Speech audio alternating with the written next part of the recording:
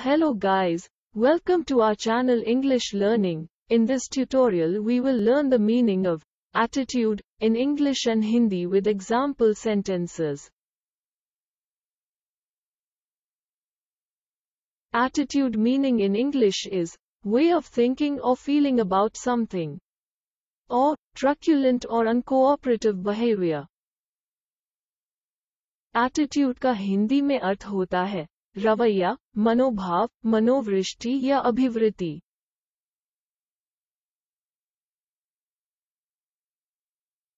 Example sentences. Your attitude towards women is offensive.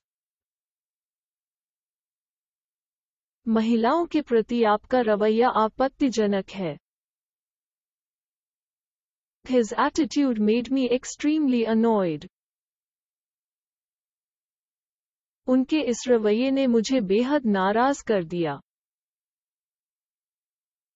She has a negative attitude toward life. उसका जीवन के प्रति नकारात्मक दृष्टिकोण है. I found her attitude totally unacceptable. मुझे उसका रवैया पूरी तरह से अस्वीकार्य लगा.